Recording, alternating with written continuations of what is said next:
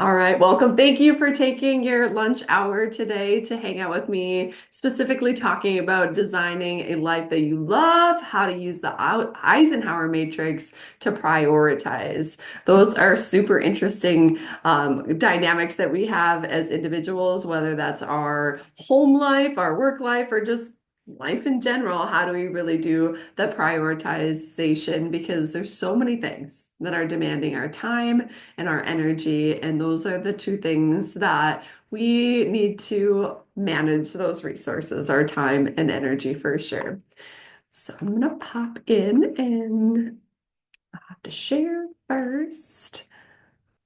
Hello, welcome. All right, and share the screen. And then we'll go into presenter mode. Okay, there we go. Designing a life you love. Let's go. A little bit about me and my team. I'm wearing the same outfit I wore on picture day. I don't wear it every day, just, once a week or so.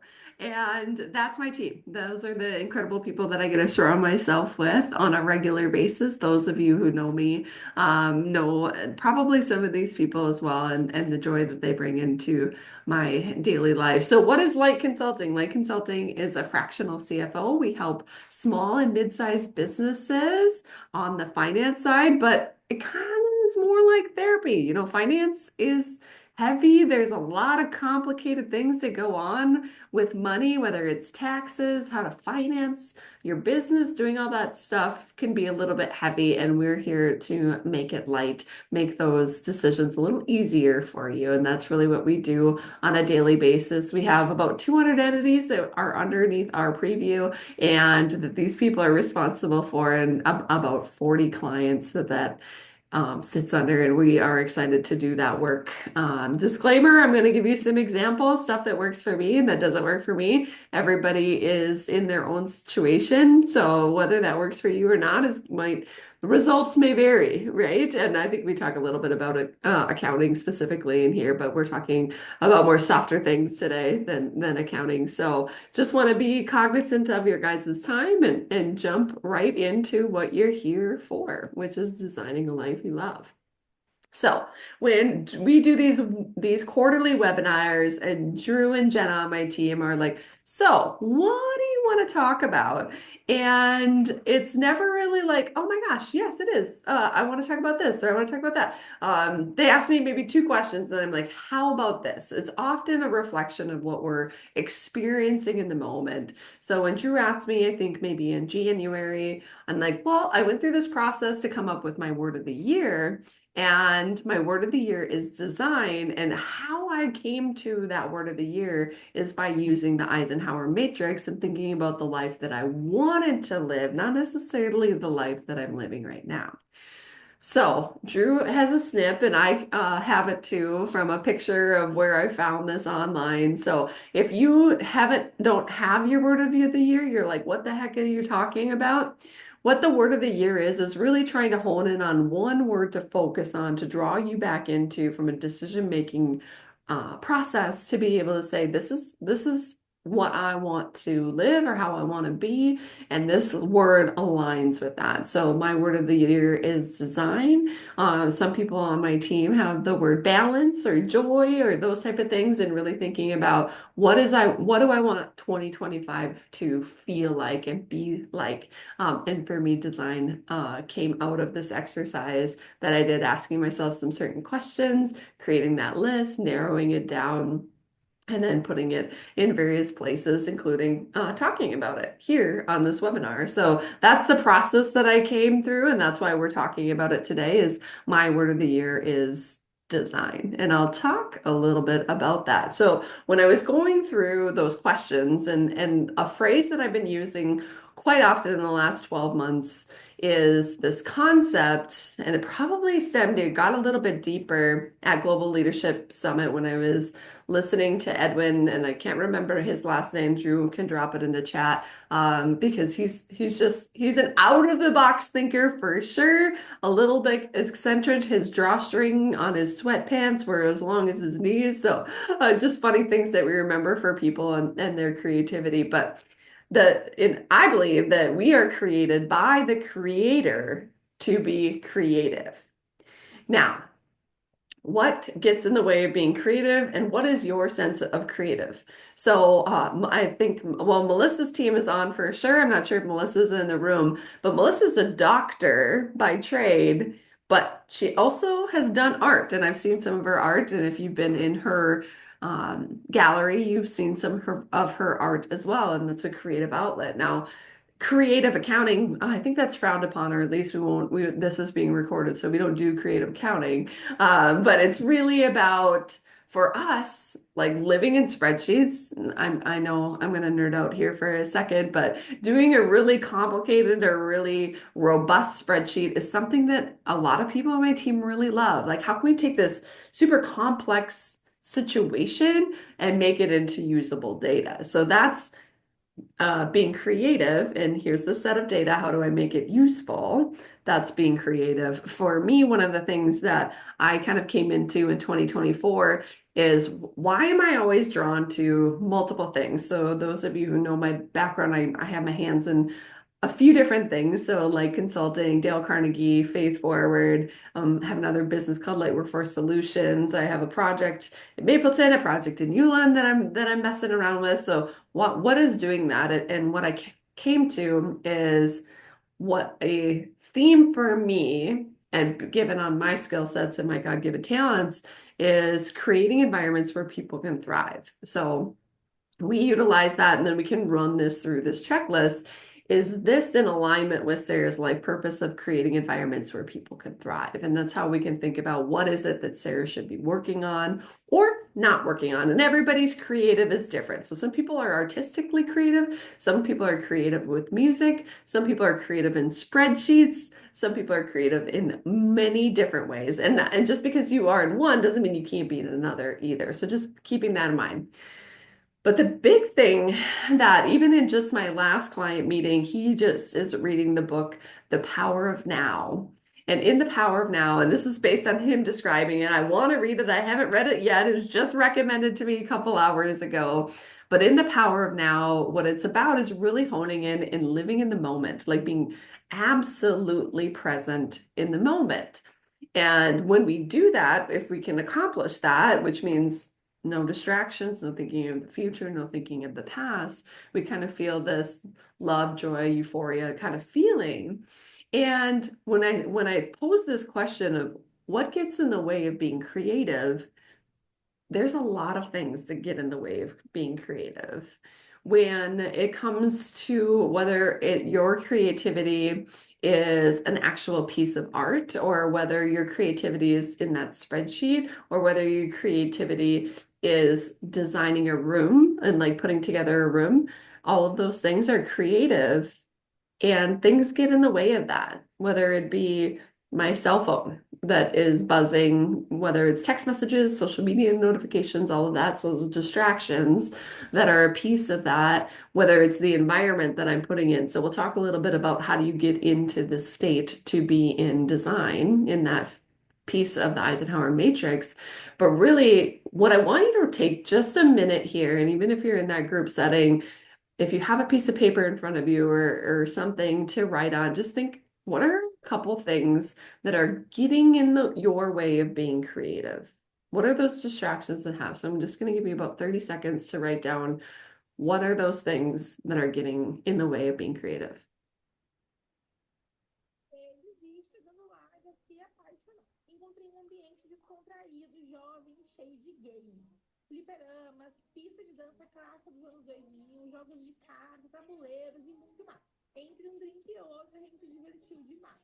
Pra beber, fomos de Baby Yoda, a Polissuit, esse Jenga do Uno, Dub, fica em Porto Alegre, no bairro Moinho de Vento.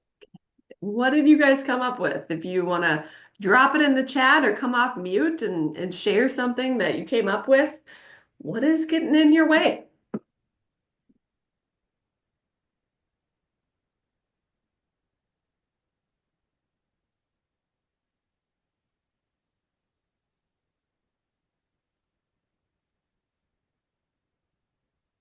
Family technology. getting pulled into people's drama. Yes, that is for sure. Your cell phone, those things for sure are getting in the way of being creative, right? It's demanding your attention. Even my phone is right here. Why is that? I should put it somewhere else. I don't need to look at it for the next 45 minutes. Those things get in the way and they're distractions, and they're not bad things, and we don't need to attribute good and bad. It's just what do we want to live? What's the life we want to live? And then are those adding value or not? Too many projects done at once, inability to focus at one time. This is probably being a little bit vulnerable, but my husband's been having some dizzy he feels like dizzy spells. And in first conversation with a medical provider about it, they're like, what? It sounds like you just got too much going on. And those of you who know my husband probably would agree. They probably's got too many irons in the fire for sure. Taking care of other people, taking care of your aging parents. If anybody has kids, we now get to have the sickness going around, or has been for the last 3 months. So that can be a distraction. I'm in the zone at work and get that call from school and or daycare and have to go and change the plans, right? So it's just part of life, but knowing those things is super helpful into trying to design the life that you want. All right, so the Eisenhower Matrix. If you're all on camera, I'd make you raise your hand, but most people are not on camera, so I will just talk through this because it's like, who has heard of this before? Who has used this as a tool? And if you have used this as a tool in the past, drop something in the chat, whether you give it a 10 out of 10, I use it a lot to make decisions, or one, I've know it, but I'm not using it. And design is circled mainly because that is where we're going to spend some time today, is in that design. So the overall Eisenhower matrix is what we're trying to do is we're trying to identify what are the things that we should do, what are the things we should plan for and design, set some time aside, delegate and delete. But really, when it comes to how do we determine that, it has to do with importance and urgency, right? So, how many of you probably feel like you are hanging out in the dew box? Everything is important and everything is on fire. If you work in an organization, sometimes it feels like, or maybe if you don't, just in life, it feels like we're running around like chickens with our heads cut off, maybe not accomplishing all the things that we want to. And we're just doing a lot, maybe even not accomplishing a lot, just doing stuff. And we want to figure out how to narrow these things down so that you spend the appropriate amount of time in each box. And your appropriate is going to look different than my appropriate. And your role in your organization is going to dictate some of that where you should spend time when it comes to your 8 to 5 or your workload from a design to do. And then those things that are not important but yet urgent, or those things that are not important, not urgent, that we should just take out of our life. So I don't know about you, and maybe with the 12 people on here, nobody, and then the maybe 10-ish that are hanging out with Jenna at the Macaulay Optics. Um, but I have a feeling that most people feel like they have too much. Like there's just so much busy, so much going on that a tool like this would be helpful to them. And if you have figured it out, then great. You can help on the next webinar and help me do this because I don't do this great. I do this, but I don't do it great. I'm still a work in progress for sure. So really digging in a little bit deeper into establishing what box do these things go in. So again, that urgency. So urgency, the one thing that I want to communicate with urgency is really actually getting clarity on that urgency. So in a future slide, you'll see who's doing what by when. Why we do that at Light Consulting, and why we do that is then we have an owner. So if it's everybody's thing, it's nobody's response. If it's everybody's responsibility, it's nobody's responsibility. So who is doing what? What's the outcome? And then by when? And the by when is so important, and it's the most often missed. And I'm battling a little bit of a cold, so if I have to blow my nose or something, sorry. But the by when is so important to managing your priorities, but also it's important to building trust in a relationship. so that you are both on the same page, whether it's you and one other person or you in a full group, you understand the urgency and it's appropriate. So, for instance, oftentimes we get an ask from whether it's our boss or a client in our case, or somebody and a team member for a piece of information or to do something, right? So, the one thing that you should always follow up a request with is when do you need that by? Let's just say you got a request. In our case, we might get a request for, I need some financial data, whether it's the banker or the client asking for it, I need some financial data. If they gave us a deadline in the first communication, great. If they didn't, let's ask by when. And let's just say today's Thursday, but let's just say they say by end of day. Okay, now I understand their urgency that this is by end of day.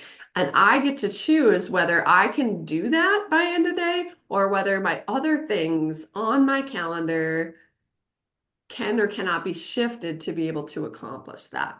But without communicating that his or her expectation is by end of day, and I just leave it open-ended and I have a busy afternoon, so I'm actually not going to do it by um, then I've now taken a coin out of the trust bank by not communicating the actual urgency or asking for communication on the urgency if they're asking for the request. So I cannot stress enough that being on the same page with the sense of urgency with whoever it is that you are working with is clear because clear is kind. Brene taught us that, and we will hold on to that. So establishing that. So because sometimes this happens most frequently, and I hear it over and over again when I coach executives. If an executive asks for something, or in our case, if a client asks for something, it's like drop everything to get it done and do it for that person. Well, their sense of urgency, they probably said, I don't even need it till the end of March. Well, you don't need that for a month from now? Okay. That just moved into important, not urgent. It's not on fire. So I can set aside time to accomplish that. And the more you do that, the more you open those lines of communication to do that, one, the people you're interacting with will just give you those deadlines at the front end. So you don't have to follow up with the ask. And the more you do that, the more you can put this matrix to work because if you don't know what everything is, when everything is due, everything is in the due bucket, and you have no time to actually sit and be thoughtful and get creative. So that's super important. What is the actual urgency that the person who's receiving the information has, as well as you? And then you get to negotiate if that's fair. Now, if a client says, I need this by the end of the day, and I have a full day of meetings, I might just disclose that I have a full day of meetings. How about by 8 a.m. tomorrow? And usually people are going to be okay with things. You just have to communicate them. So, and then importance. So importance can be a big difference, and what's important to me might not be important to you. So we also need to communicate that and get that, engage that as well. So we'll talk a little bit about that when we get into the things that are maybe less important that we can delegate and or delete. Doesn't mean that they're not important to the world or to the person that's receiving the information, just means it might not be important to you or important that you do those things. So, in the first quadrant, high importance, high urgency, do it now. So, when we reference Eat That Frog here in a couple slides, if you have a lot of stuff in this bucket, that's really how you do it. There are deadlines and consequences. Again, if we didn't communicate a deadline, we need to clarify that communication and get that deadline and really sit in that due bucket. And we're going to talk about how much time you should allocate to the different buckets because it depends on a few different things. So these are the things I got to get done in day-tight compartments is one thing that we talk about in Dale Carnegie when we talk about stress and worry is living in day-tight compartments. And what that means is what's in front of me and being focused. That's actually a lesson that's in The Power of Now, even though I haven't read it, is if you're living here, you can do so much more efficiently than if you are focused on 300 things that you have to get done. Let's just actually focus on the one thing that I have to get done. And you can be more effective in that. So urgent, important, depending on your role, would depend on how much time you should spend on it, but do it now. You don't own tomorrow, get it done. the next one, so things that are not urgent, so these are not burning up, but they are very important. Those are scheduled times to do this. So I am run through this series of questions, and I'll get to that in just a minute. So scheduling time to do this. So if this is for me, if it's going to take more than 5 minutes, then it gets scheduled and I get time blocked on my calendar to do it. These tasks require planning or creative thinking or those type of things. And we're going to spend some more time in that quadrant today because that's where we really want to spend a little bit more time because I think if I'm predicting how everybody else is feeling, we're spending too much in the urgent, important box and probably too much in the delegate and delete boxes as well. So when it comes to the delegate box, is this stuff is urgent, it has a deadline, and what not important means is you don't have to be the person to do it. So there's a lot of things in our business that my team is qualified, if not more qualified than me to do. So if a request comes in, I don't have to do that necessarily. If somebody else on my team who, based on their role, spends more time in the doing, in the important and urgent, I can delegate those things to them. One, it might be done better because I maybe don't have capacity in my daily schedule or that day's schedule to get it done. And two, it also elevates their confidence in being able to do that. So a reframe for delegation, because people are like, oh, I don't want them to think that I'm not willing to do the work or that I'm not yeah, basically not willing to do the work or this work is below me. That's not it at all. And the reframe for you should be rather than thinking of it that way is why would I deny somebody on my team the opportunity to potentially help me? Now, they have the right to say, hey, I actually have a lot that's in the urgent important today, and I may not have capacity to do that. And that's what having a whole team is helpful is like, okay, who's got capacity to pick this up? I bet somebody does if you have a team that's a handful of people or more. So really thinking about who can do that. It doesn't necessarily require you. The delete, just eliminate it. I think Drew's on this call today here. She spent some time in my email, I think in November, and she just unsubscribed to a bunch of stuff because I'm like, oh, but it'd be nice to have that for that one day that I'm gonna maybe open that and maybe read that. No, I don't actually go back to those things. So rather than taking even the 1 second that it takes to delete that email so that it's no longer sitting in my do box, like open read, or even just delete, because that takes at least a second. Now we've eliminated it completely. There's other things like certain social medias and stuff like that, pieces of that that we want in that delete box too. So these are the different quadrants that come into it, but it's really two questions. What's the importance and what's the urgency? And by asking these two questions, it's really easy. So digging into these a little bit deeper, the do, high urgency, high important. What I want you to think about is what is your doing time? And again, it's based on your role. So whether we're talking about your role at the office or we're talking about your role at home, how much of that is doing? How much of that is just accomplishing tasks? Like tonight I have to do the laundry, I have to make supper, and I have to do the dishes. I have three things to do. And then from the design time or that planning time, that's just building memories and relationships with my kids. And I want to spend less than 1 hour doing this, and I want to spend 3 hours doing this. And I can say that things. And then that's actually in itself being planful and helping you. And guess what? It might not. So I get to the kitchen today and now we have a plumbing issue. So now it's going to be disruptive. And I now have something else to do, a fourth item to do this evening, which is taking care of the plumbing issue. But what is your doing time and thinking really how much time do I want to spend there? Again, when we're designing the life that we want to live, the life that we love, thinking about how much time does that look like for me in my different roles? So whether that's I think we only have women on here, your mom role, your wife role, or your work role.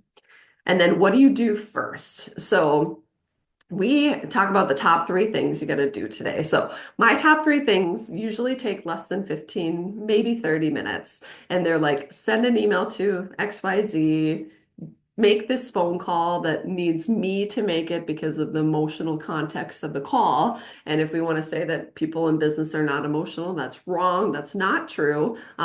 We are human beings, so we actually run information through our emotional brain first, then our logical brain. So I do have to make phone calls if there's any hard conversations that I have to make, or just little things like that for me. Now, for you, your role is going to be different. So you might spend a lot of time in doing in a daily basis. And then the who's doing what by when is really important to, again, judge the urgency. Because if I say do X or get me that information, get me that report, and I don't tell you by when, there's no need for you to disrupt your day putting that into high urgency if I don't need it till Friday. Well, tomorrow's Friday, but if I don't need it till next Friday, for example. So making sure that you are always asking by when, and then the top three. When it comes to that delegate, again, delegation does not mean that you're better than. It does not mean that it doesn't mean anything. So stop putting any pressure on why I don't delegate these things. If it's in your role of responsibilities and there's no one else that can do it, and you have, so when you have more in your do box or even in your design box, and this is still something that's in your role and responsibility. Either you need to shift some things here or you need to find a peer that you can delegate those things to. So I believe, and this can be challenged, and that'd have to be a whole nother conversation, that everything is equal in the world. There is the right amount of time to do the right amount of things, but we like to complicate it. We like to say, like, I can't do all these things, or because I want X or I want Y or whatever. And it's really more of a prioritization thing than there's just too much. I mean, hyperconsumerism is a thing. We don't have to buy into that concept too. So really thinking about what is not important for me in this moment of time, but is still urgent. I want to honor the person who's receiving X, whatever it is, whether it's just a piece of information or whether it's in the moment. And thinking these are the two questions to ask yourself. Who should be doing this?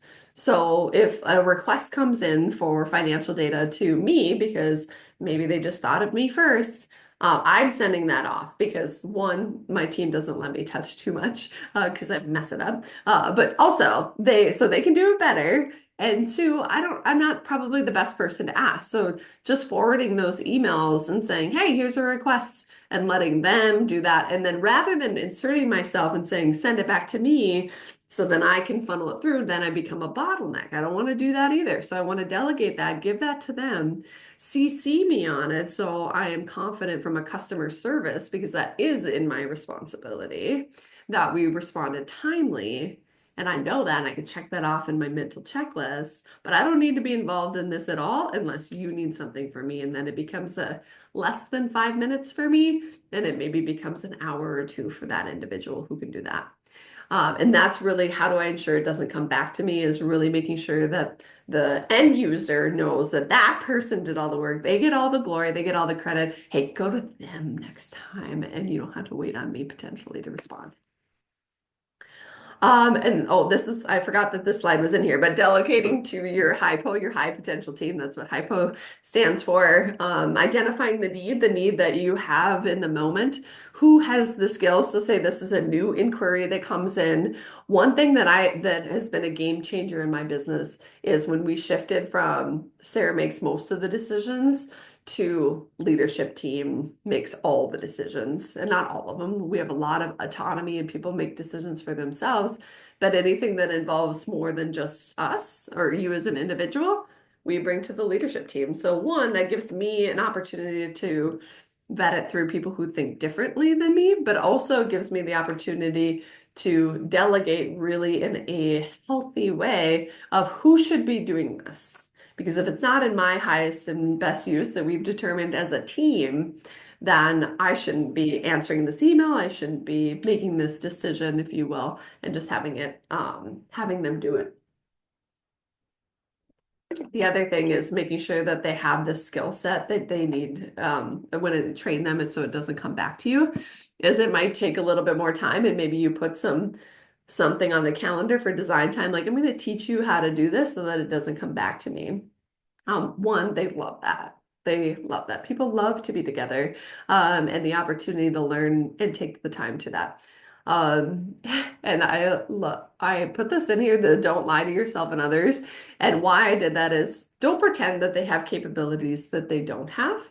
And also don't tell yourself that that's um so yeah, if they don't have the capabilities or the capacity to get it done, and then for yourself, that would be lying to yourself, being like, oh, so and so can do it when they're not going to handle it the way you want them to. So then maybe you don't give it to them anyway, because that's what then comes back to you is if that's true, say I want somebody on my team to do something and I want them to handle it in a specific way because this is sensitive, then I need to be super clear that this is what I want you to say, this is how I want you to handle it, and really give them step by step.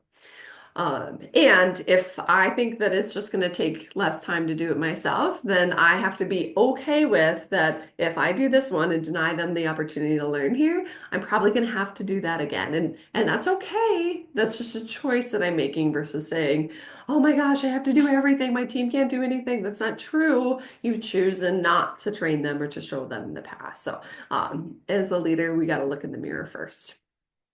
Oh my gosh, this is the biggest time suck.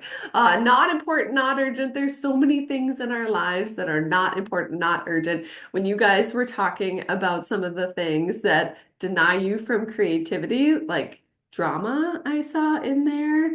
100%, that's not it. Technology, I hate inefficient technology, and I wish that I could just slap my computer in the face and not have to deal with it. We have Brian on speed dial. He's an IT guy that helps us from time to time, but those things that are not important and not urgent, we just need to stop. Again, if you are getting a bunch of emails that you take time to delete on a regular basis, rather than hit the delete button, hit the unsubscribe button. We are information overload. If you want to know anything, you can go find it in the moment you want to know. You don't need to be fed that stuff.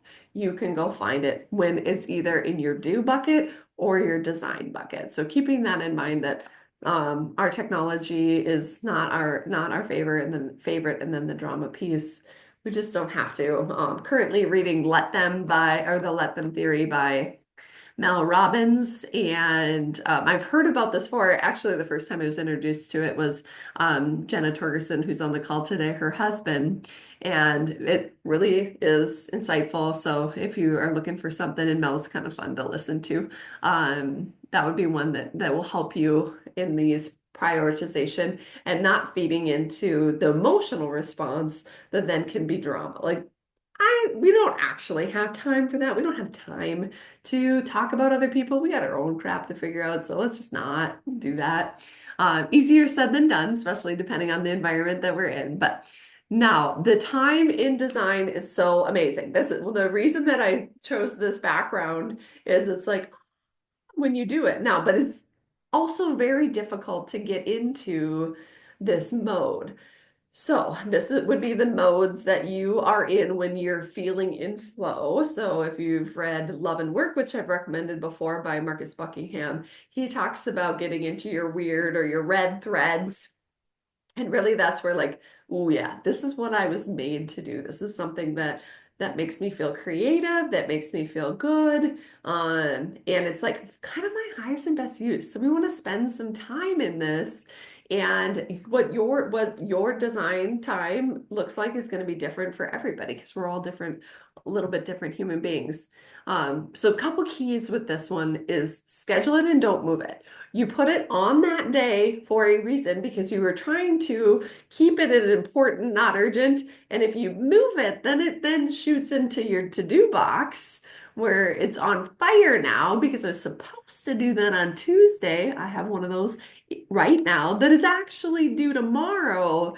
So tonight, rather than hanging out with Kylie while she's driving and talking to her, I'm actually going to be doing something that I had on my calendar for actually Monday that I've moved 4 times to do it. So again, do as I say, not as I do, don't move it.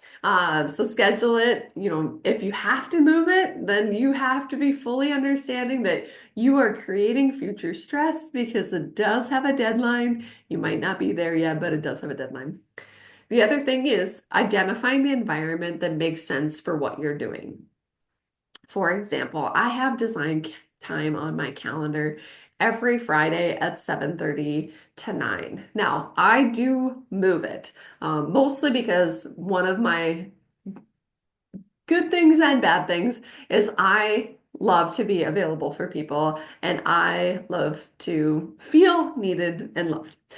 So I think everybody has the desire to feel loved. I probably more on steroids than most people. So I will give up that time for a meeting or for a client need or something like that. Last week it was breakfast and Bibles that was going on during that time. So I move it. I let it be flexible, which is not the best for me. I shouldn't do that. It doesn't usually work out really great if I move it.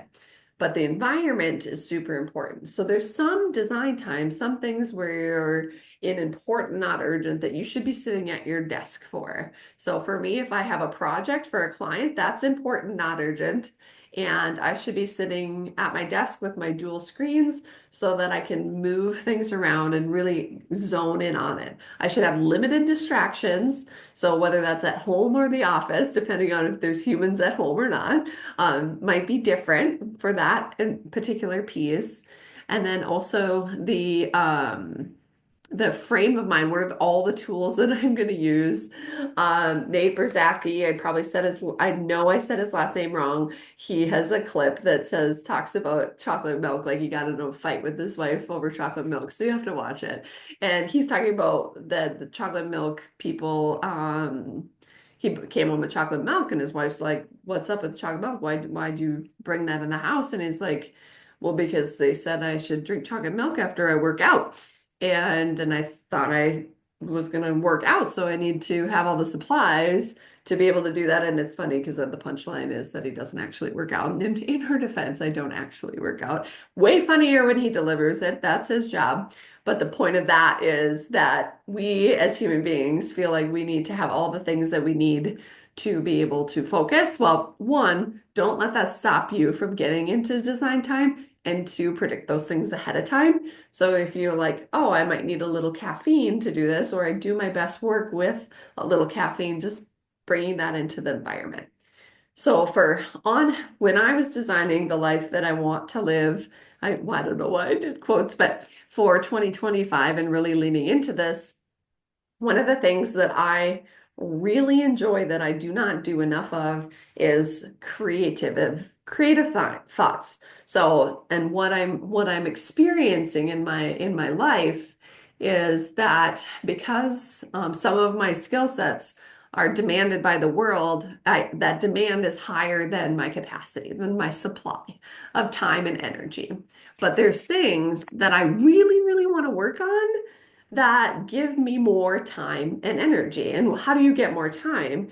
You get more time by controlling your energy. So if I'm in a fantastic mood, I feel great, I'm on cloud nine, I actually can get more done. So something that normally would take me an hour, if I'm in the right mindset, it probably will take me 15 minutes.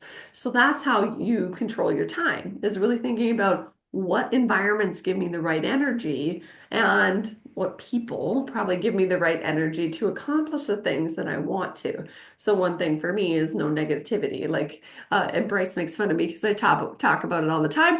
Positivity is one of my top five strengths, but really honing in on the environments that foster that because it gives me energy. And when you say, Sarah, how do you do so much? Well, I'm really kind of a stickler when it comes to managing my energy. If there's negativity, I actually don't engage in it at all. I'll like actually remove myself from the situation. So whether we're in a group conversation and something comes up, I'll either challenge it by asking a question that makes them think about, should I be saying what I'm saying right now? Or I'll just remove myself from the situation. It's fine. It's not a big deal. Nobody hates me for it, or if they do, that's okay too. Okay, so I am talking way too much. So depending on your role, what you want to spend time in a certain box, and how much time should you spend in each box. So again, depending on your role. So because this is during the workday, I'd like you to think about in my role at work, what does my role depend on? Because, like on my team, I have more time than probably most of my team in that design piece, and they have more time in the do. Like they are working, we're deadline driven, accounting services, so lots of deadlines. So they're going to spend probably more time percentage wise in their do box than in their design box. And then the delegate box and the delete box should be really small, but not is this where I'm gonna have you do? Oh yeah. So there's a handout that Drew's gonna drop in the chat. And this is where I'm gonna want you to spend just a few minutes thinking about what should this look like? That's what this is. So there's a top section and the matrix on the top and then the matrix on the bottom. So one of them is what it should look like based on your role. So I should spend 80% of my time in doing and 20% in planning. Let's just say 19% and 0.5% in delegate, 0.5% in doing, depending on your role, right? Your role is going to be different than my role. And then the moment of truth is how much time do you spend in that? And I'm going to leave this slide up while you reflect on that because some of these things, so even though like social media, watching TV, video games, eating junk food are in the delete, these things are with us all the time. So even if you have a job, and unless your job doesn't allow you to have this thing near you, which some don't, I'm visiting with a friend who works at American Crystal Sugar, and I'm glad that their cell phones are not allowed because I wouldn't want to eat a cell phone in my sugar. But thinking of how much do I just look at it or see that notification and then open it? Or when I'm going to the bathroom, do I engage with it? Just put some time to it because I want you to be honest with yourself. How much time are you spending on those things that aren't adding values, that are distractions from the life that you want to live? So I'm going to give you 3 minutes and I want you to kind of write some ideas down. I don't expect it to be complete in that 3 minute time, but I just want you to take some time to think about that. So I'll pop off so I'm not a distraction here from a video capacity, and I'll come back in 3 minutes. So take some time to reflect for yourself.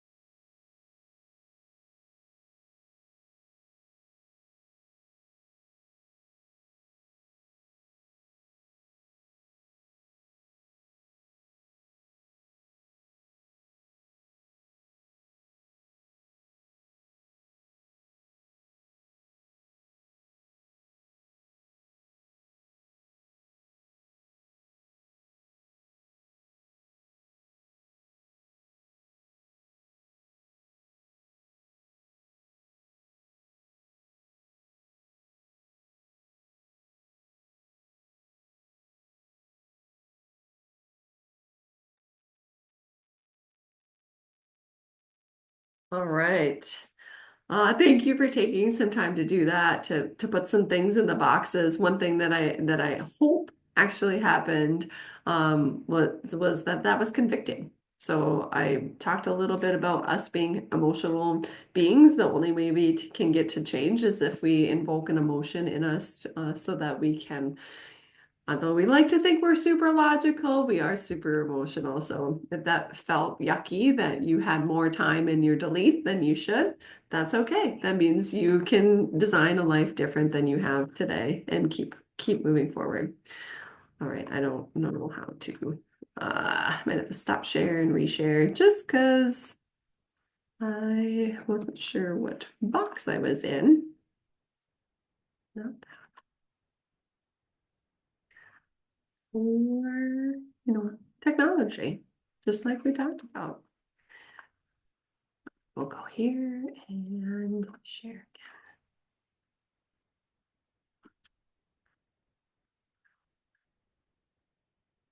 I know they can see. Oh, copy link. That's not what I meant.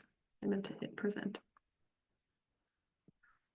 All right. So the other tool that I talked about was the Eat That Frog. That's a book. It's about procrastination. So if you are a person who struggles with procrastination, they give you, like you said, 20 tips here to do that. One thing that I'd use is these three simple questions when I have a decision to make on what matrix or where in the matrix this should be. Is it high importance, high urgency, or is it low urgency and high importance? So questions I ask myself are, does this get me closer to the person I want to be?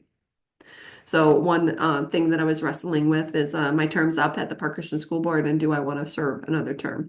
And for me, the answer was yes, this does get me closer to the person I want to be. The people that I get to surround myself with, the mission, those are closer to the person that I want to be with. So then going through the second question, am I the best person to do this task? Now, and again, with this particular role of the Park Christian School Board, given the people that are currently on the board, and I don't even know if they have a list of people who would then take my place. When it came to best person to do the task, some of the transitions that they'll be going through are things that I've experienced in the force. So yes, I probably am pretty qualified to do the thing. So I'm going to keep moving versus delegating that or deleting it. And will it take more than 5 minutes? You bet that role will take more than 5 minutes. And for me and how tight my calendar can be, I have to think about that and then actually put it on my calendar. So again, setting time. So this meeting that would have been dropping off in June is now extended for 3 more years. And if it would have taken less than 5 minutes, I do it now. So those are the three questions that I ask myself to say, is this an important, not urgent, or important and urgent? And even if it's important and urgent, like today, then I still block time. So if I can't handle it in less than 5 minutes, then I have to find a gap in my calendar and block 15, block 30, block whatever I need to get that done. So those are some techniques that I use. And my ideal mix in this is in my role, about a third of my time should be spent in my role. I like consulting, I should clarify, not my role at home. So that's different. A third of my time should be spent on the business.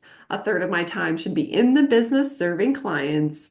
And a third of my time should be dedicated to new business. Those are the three roles that I have in my organization that are super important. So in the EOS model, we talk about your top 5 responsibilities, and that can mirror this, and the percentage of time allocated to those is going to be different depending on what they are. And depending on the season in that particular quarter. But this works really well for me. And I have my calendar color coded. You see it in just a minute in these 3 different slots.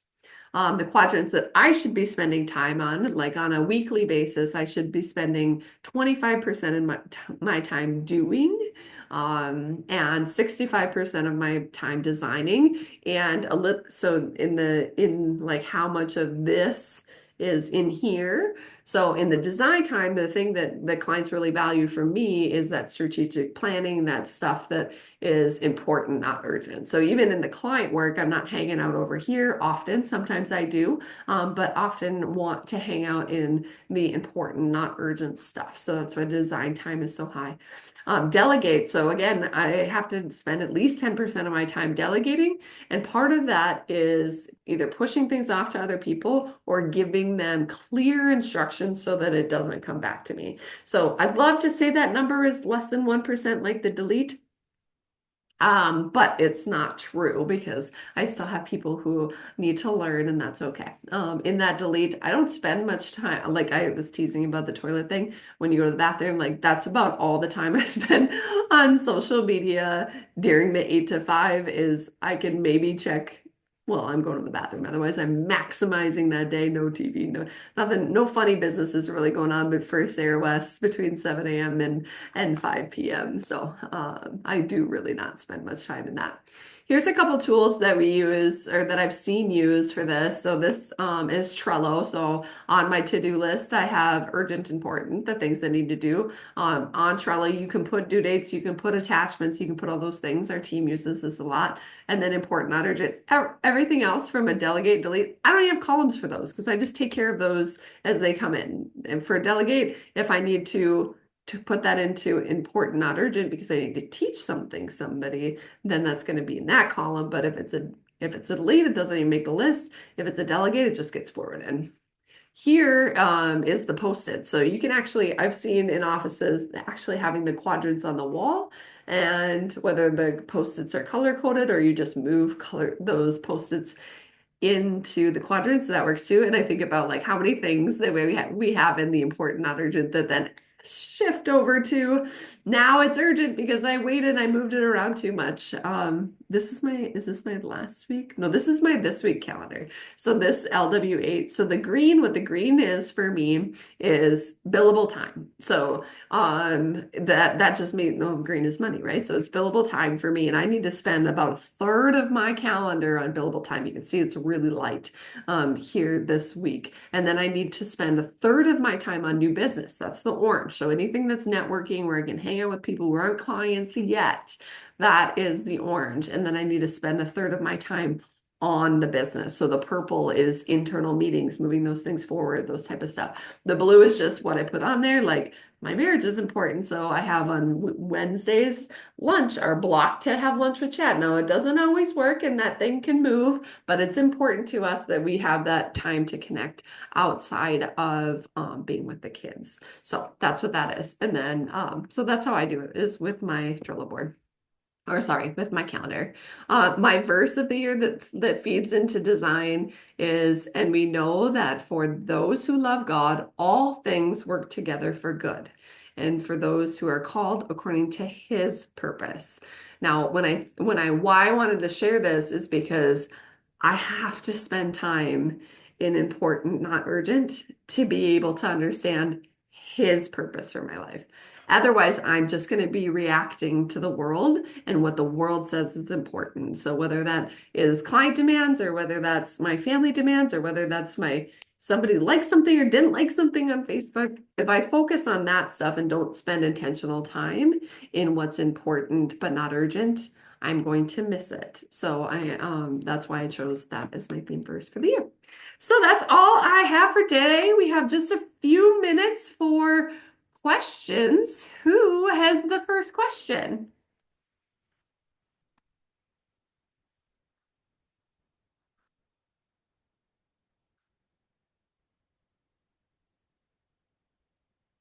Okay, well, if nobody has any questions, download what Drew put in the chat. Thank you for spending your lunch hour with me. I get a little rambly, especially when I don't see faces. But I'm so glad that you took the time to hang out with us during your lunch hour today. And if you have any thoughts or anything you want to share after, by all means, reach out to me or my team. Have a great Thursday.